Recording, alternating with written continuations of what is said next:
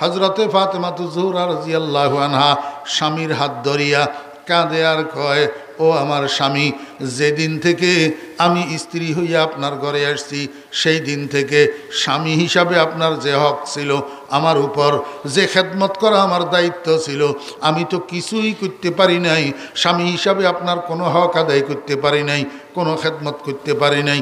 আল্লাহর ওয়াস্তে এটার জন্য যদি আপনি কিয়ামতের ময়দানে আল্লাহ পাকের আদালতে আমার বিরুদ্ধে নালিশ করেন, তা আমি কন্যা, যেহেতু আমার আব্বা, আমি কন্যার কারণে কোটি কোটি কিয়ামতবাসী মানুষের সামনে শর্মিন্দা হবে, লজ্জিত হবে।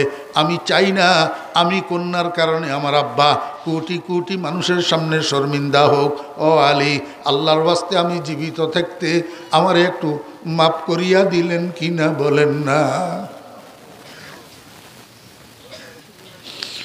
হাত ধরিয়া ধরিয়া কান্দে হযরত ফাতেমা রাদিয়াল্লাহু আনহুর, হযরত আলী রাদিয়াল্লাহু আনহুর হাত ধরি কান্দে আর মাপ চায়। আমার ভাইরা, হযরত আলী রাদিয়াল্লাহু আনহু এবার ফাতেমার হাত ধরছে। ফাতেমার হাত ধরি কয়, ও ফাতেমা, আমি তো কোনোভাবেই তোমার উপযুক্ত ছিলাম না।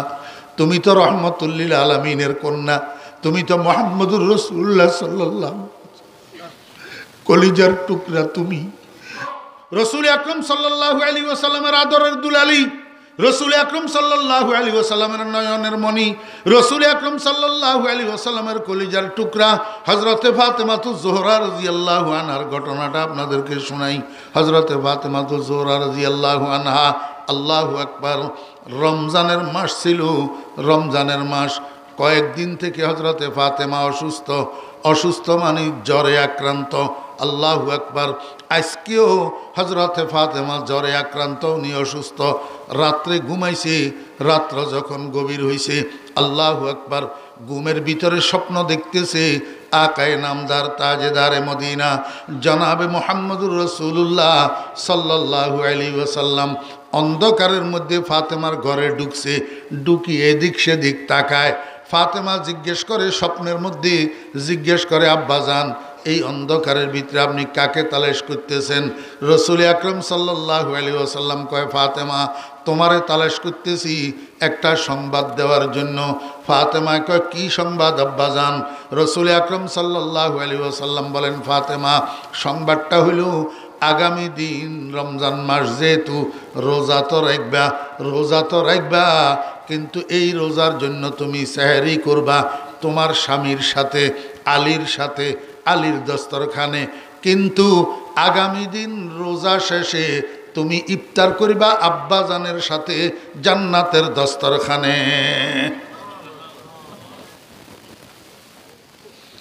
আমার ভাইয়েরা, দোস্ত আহবাব, এই স্বপ্ন দেখি হযরত ফাতেমা রাদিয়াল্লাহু আনহা সজাগ হইয়া গেছে, সজাগ হইয়া বেচাইন হইয়া গেছে, ব্যতিব্যস্ত হইয়া গেছে। এইটা কি দেখলাম? হযরতে ফাতেমা রাদিয়াল্লাহু আনহার বিশ্বাস হইয়া গেছে আগামী দিন আমার ইন্তেকাল হইয়া যাবে, আগামী দিন আমার ইন্তেকাল হইয়া যাবে। আমি যে স্বপ্ন দেখছি এটা নিশ্চিত রুয়ায়ে রহমানি, এটা আল্লাহ পাকের দেখানো স্বপ্ন, এতে কোনো সন্দেহ নাই। কারণ আমি তো আমার আব্বাজানকে দেখছি, আমার আব্বাজান তো বলছে, মার রাআনি ফিল মানাম রাআনি হাক্কা ফাইন্নাশ শাইতানা লা ইয়াতামাসসালু বি। আমাকে যদি কেউ স্বপ্ন দেখে, সে ঠিক ঠিক আমাকে অরিজিনালি স্বপ্ন দেখে।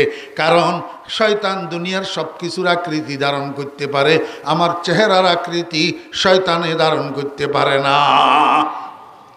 হযরত ফাতেমা রাদিয়াল্লাহু আনহা বুঝে গেছেন যে এটা আল্লাহর পক্ষ থেকে খাপ। রাসূল আকরাম সাল্লাল্লাহু আলাইহি ওয়াসাল্লাম আমাকে স্বপ্নের মধ্যে যে কথা বলছেন এই কথা ঠিক, আগামী দিন আমার মৃত্যু হইয়া যাবে। কারণ আমি আব্বার সাথে ইফতার করতে হবে, আব্বার সাথে ইফতার করতে হলে জান্নাতে যাইতে হবে।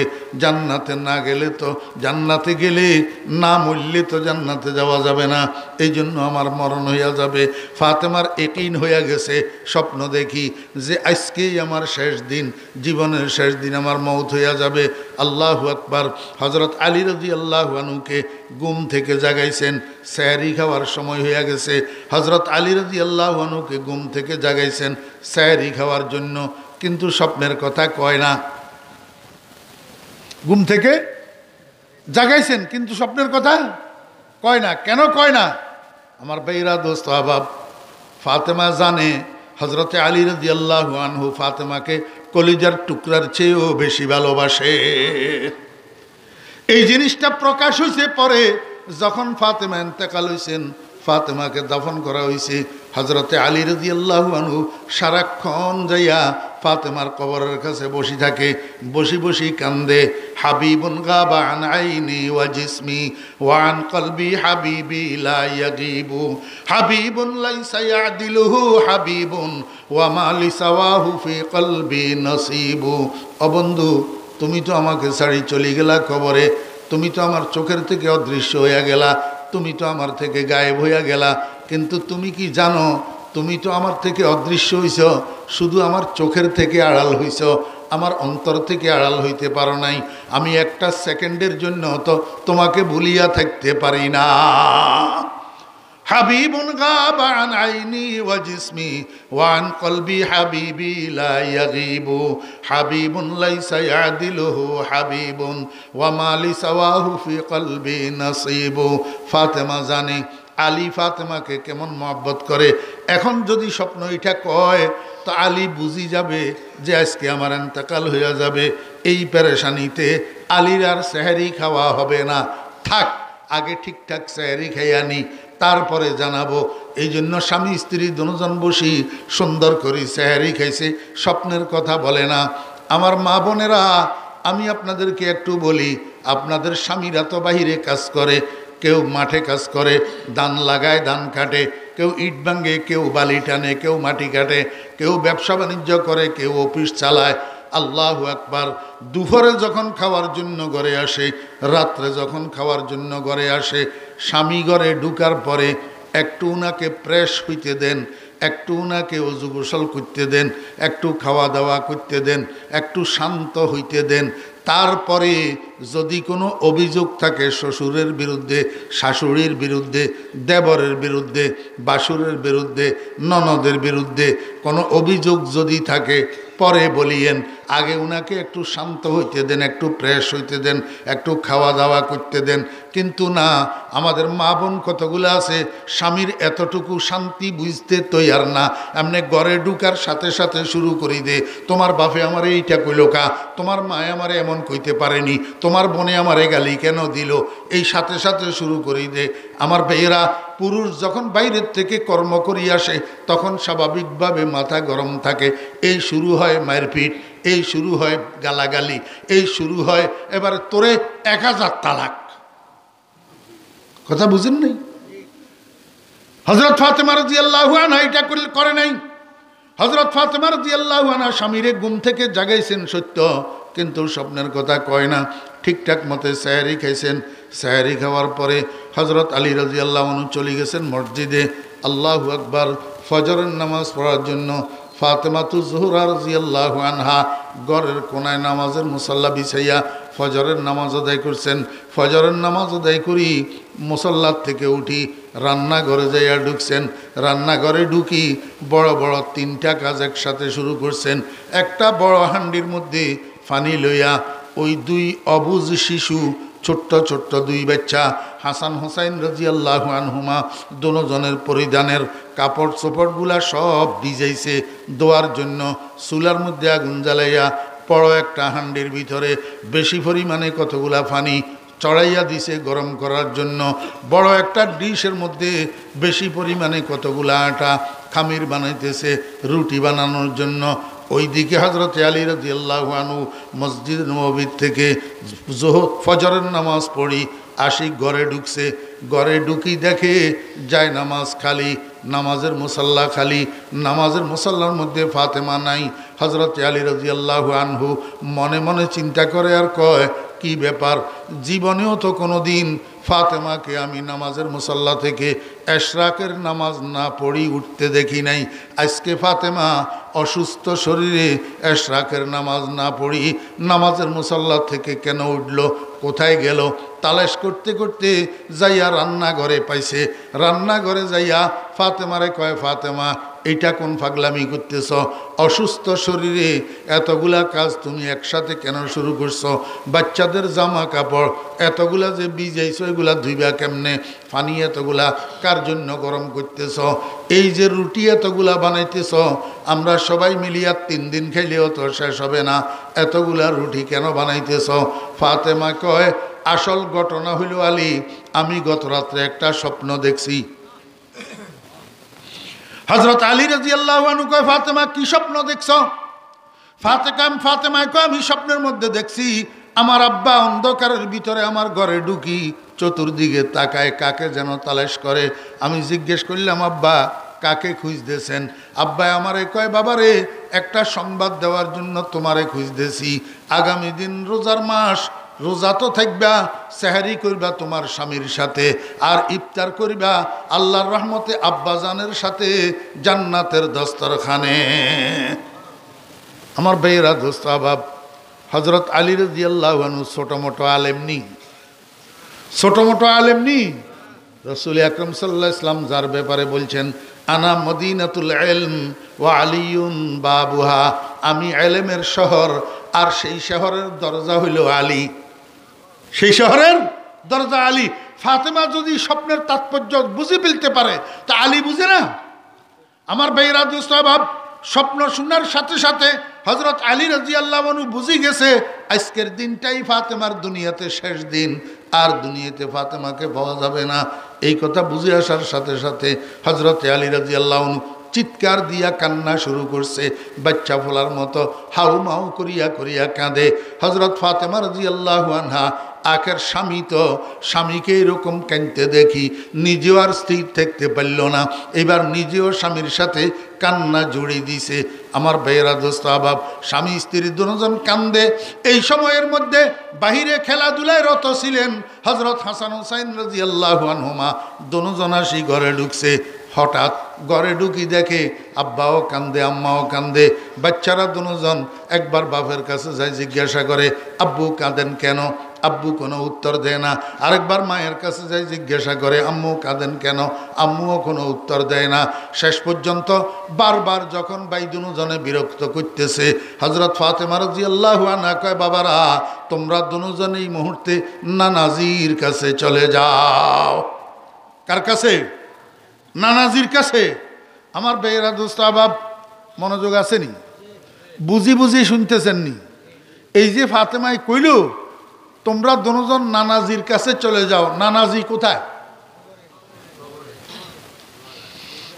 এই ঘটনার 6 মাস আগে নবীজির ইন্তেকাল হইয়া গেছে। কয় মাস আগে? 6 মাস আগে। তাহলে নবীজি কি এখন দুনিয়ার উপরে না কবরে? রওজা আকদাসের ভিতরে।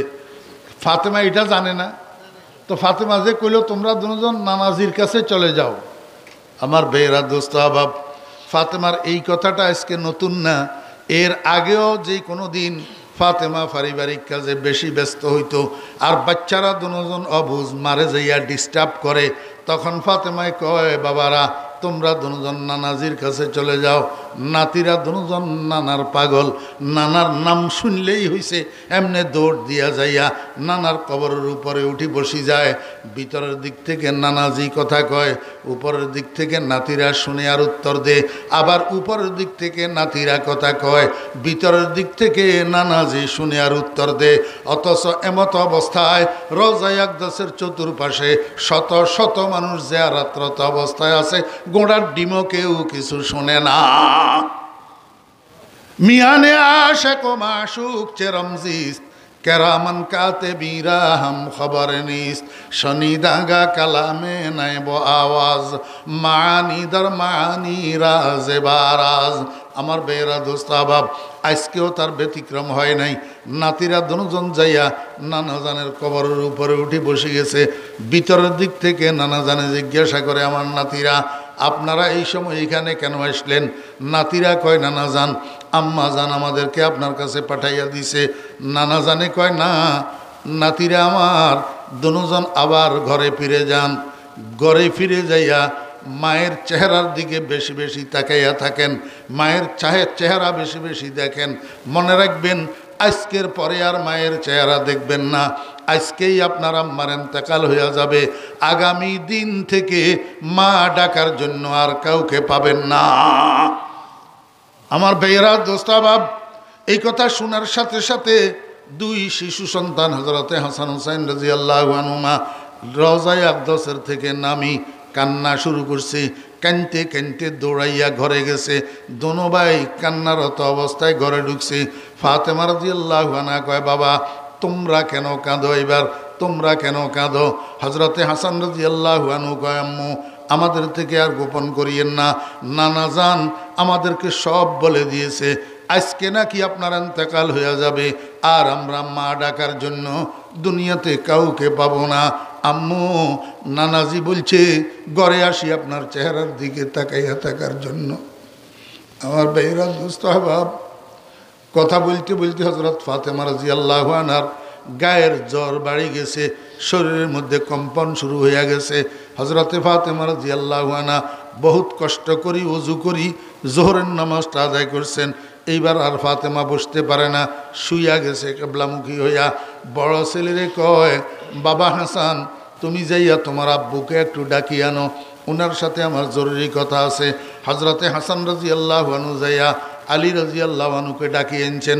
হযরত আলী রাদিয়াল্লাহু আনহু আসি ফাতেমার মাথার পাশে দিয়ে বসে জিজ্ঞাসা করে, ফাতেমা ব্যাপারটা কি, কি জরুরি কথার জন্য ডাকিয়ে আনলা? হযরতে ফাতেমা জোহরা রাদিয়াল্লাহু আনহা স্বামীর হাত ধরিয়া কাঁদে আর কয়, ও আমার স্বামী, যেদিন থেকে আমি স্ত্রী হইয়া আপনার ঘরে আসছি সেই দিন থেকে স্বামী হিসাবে আপনার যে হক ছিল আমার উপর, যে খেদমত করা আমার দায়িত্ব ছিল, আমি তো কিছুই করতে পারি নাই। স্বামী হিসাবে আপনার কোনো হক আদায় করতে পারি নাই, কোনো খেদমত করতে পারি নাই। আল্লাহর ওয়াস্তে এটার জন্য যদি আপনি কিয়ামতের ময়দানে আল্লাহ পাকের আদালতে আমার বিরুদ্ধে নালিশ করেন, তা আমি কন্যা, যেহেতু আমার আব্বা, আমি কন্যার কারণে কোটি কোটি কিয়ামতবাসী মানুষের সামনে শর্মিন্দা হবে, লজ্জিত হবে। আমি চাই না আমি কন্যার কারণে আমার আব্বা কোটি কোটি মানুষের সামনে শর্মিন্দা হোক। ও আলী, আল্লাহর ওয়াস্তে আমি জীবিত থাকতে আমার একটু মাফ করিয়া দিলেন কি না বলেন না? হাত ধরিয়া ধরিয়া কান্দে হযরত ফাতেমা রাদিয়াল্লাহু আনহুর, হযরত আলী রাদিয়াল্লাহু আনহুর হাত ধরি কান্দে আর মাপ চায়। আমার ভাইরা, হযরত আলী রাদিয়াল্লাহু আনহু এবার ফাতেমার হাত ধরছে। ফাতেমার হাত ধরি কয়, ও ফাতেমা, আমি তো কোনোভাবেই তোমার উপযুক্ত ছিলাম না। তুমি তো রহমতুল লিল আলামিনের কন্যা, তুমি তো মুহাম্মদুর রাসূলুল্লাহ সাল্লাল্লাহু কলিজার টুকরা তুমি। আমি আলী তো তোমার উপযুক্ত ছিলাম না। তোমার আব্বা দয়া করি মায়া করি তোমাকে আমার হাতে উঠাইয়া দিছে। ও ফাতেমা, যেদিন তোমাকে স্ত্রী বানাইয়া ঘরে উঠেছি সেদিন থেকে আজকে পর্যন্ত একবেলা খানাও তো তোমার পেট ভরাইয়া খাওয়াইতে পারি নাই। ও ফাতেমা, যেদিন তোমাকে স্ত্রী বানাইয়া ঘরে উঠেছি সেদিন থেকে আজকে পর্যন্ত ভালো কাপড়ের একটা জামাও তো তোমাকে আমি পরিধান করাইতে পারি নাই, একটা ভালো বিছানার মধ্যে তোমাকে শোয়াইতে পারি নাই। তুমি রহমতুল লিল আলামিনের আদরের দুলালি হিসাবে তোমার কোনো যত্নই তো আমি করতে পারলাম না, তোমার কোনো খেদমত তো আমি করতে পারলাম না। ও ফাতেমা, বলো না, এই কারণে কিয়ামতের ময়দানে তোমার আব্বার কাছে যাইয়া আমার বিরুদ্ধে নালিশ করিবানি করো, জিন্দা থাকতে আমার একটু মাফ করিয়া দাও না ফাতেমা। ও দোস্ত, ও আমার মা বোনেরা, এমন কেমন দম্পতি, এমন কেমন স্বামী স্ত্রী, স্বামী স্ত্রীর হাত ধরিয়া কাঁদে আর মাপ চায়, স্ত্রী স্বামীর হাত ধরিয়া কাঁদে আর মাপ চায়। এটা না স্বামী স্ত্রীর জীবন। আমার মা বোনেরা, স্বামী স্ত্রী কেমন হওয়া দরকার এই ঘটনার থেকে শিক্ষা গ্রহণ করেন। আমার মা বোনেরা, স্বামী স্ত্রীর মধ্যে কেমন মহব্বত হওয়া চাই, কেমন আন্তরিকতা হওয়া চাই, এই ঘটনার থেকে একটু শিক্ষা গ্রহণ করেন। আমার ভাইয়েরা, এইটা আমার উদ্দেশ্য না, উদ্দেশ্য হইল সামনেরটা। এইবার হযরতে ফাতেমা রাদিয়াল্লাহু আনহা আলীর হাত ছাড়ি দিয়েছে। হাত ছাড়ি দিয়ে কয়, স্বামী, আপনার কাছে আমার আরেকটা অনুরোধ, একটু পরে আমার ইন্তেকাল হয়ে যাবে, কারণ আমি তো আব্বার সাথে ইফতার করব, তো ইফতারের আগে আমার ইন্তেকাল হবে। সামনে যে রাত আসতেছে, এই রাত্রের অন্ধকারের ভিতর আমার জানাজা আমার দাফন কাফনটা সেরে ফেলবেন। আমার জানাজা আমার দাফন কাফনটাকে আগামীকাল দিনের আলো পর্যন্ত বিলম্বিত করবেন না, ডিলে করবেন না। হযরতে আলী রাদিয়াল্লাহু আনহু কয় কারণ কি? ফাতেমা কয় ও আলী, যারা আমার জানাজায় অংশগ্রহণ করতে আসবে, আমার জানাজায় যারা অংশগ্রহণ করতে আসবে তারা তো নিশ্চিত আমার খাটিয়ার দিকে নজর দিবে, আমার খাটিয়ার দিকে তাকাবে, আর খাটিয়ার উপরে আমার লাশটা থাকবে। আপনি বলবেন কাফনের কাপড় মোড়ানো থাকার কারণে আগন্তুক মানুষেরা আমার চেহারা হয়তো দেখবে না, কিন্তু কাফনের কাপড়ের উপর দিয়া আমার শরীরের গঠন তো তারা আন্দাজ করতে পারবে। দোজাহানের সম্রাটের কন্যা কি পরিমাণ লম্বা ছিল, কি পরিমাণ খাটো ছিল, কেমন মোটা ছিল, কেমন চিকন ছিল, এইটা তো তারা কল্পনা করতে পারবে, খেয়াল করতে পারবে। আমি ফাতেমা এইটাকেও পর্দা লঙ্ঘন মনে করি। কিয়ামতের ময়দানে আল্লাহ যদি আমাকে জিজ্ঞাসা করে আমি উত্তর দিতে পারবো না। এই জন্য আমি চাই না আমার দাফন কাফনে, আমার জানাজায় কোনো বেগানা পুরুষ অংশগ্রহণ করুক। আমার দাফন কাফনটা দিনের আলোতে অনুষ্ঠিত হোক। আপনার কাছে আমার দাবি, আমার জানাজায় অংশগ্রহণ করার জন্য, আমার দাফনে শরীক হওয়ার জন্য কোনো বেগানা পুরুষকে খবর দিতে পারবেন না, আর দিনের আলোতে করতে পারবেন না। রাত্রের আলোতে, রাত্রের অন্ধকারে আপনারা নিজেরা কয়েকজনে জানাজার নামাজ পড়ি আমাকে দাফন করে দিবেন। কোনো বেগানা পুরুষ আমার কাপড়ের উপর দিয়াও যেন আমার শরীরের কন্ডিশন না দেখে, আমার শরীরের দিকে দৃষ্টিপাত না করে। আমার মা বোনেরা দেখেন না, হযরত ফাতেমা রাদিয়াল্লাহু আনহার পর্দা, হযরত ফাতেমা রাদিয়াল্লাহু আনহার পর্দা। যেই মহিলা বেহেশতের সার্টিফিকেট প্রাপ্ত, যেই মহিলাকে নবীজি বলছেন বেহেশতি রমণীদের সর্দার, সেই মহিলা কিনা মরার আগে ওসিয়ত করে মরতেছে কাফনের কাপড়ের উপর দিয়েও যেন কোনো বেগানা পুরুষের নজর শরীরে না পড়ে। আপনারাও তো সেরকম মুসলমান মহিলা, যদি জান্নাতে যাইতে চান তাহলে খোলা চেহারায় কেমনে রাস্তায় বাইর হবেন, খোলা চেহারায় কেমনে মার্কেটে ঘোরাঘুরি করবেন। ওয়াকারনা ফি বুয়ুতিকুন্না ওয়ালা তাবাররাজনা তাবাররুজাল জাহিলিয়াতিল উলা।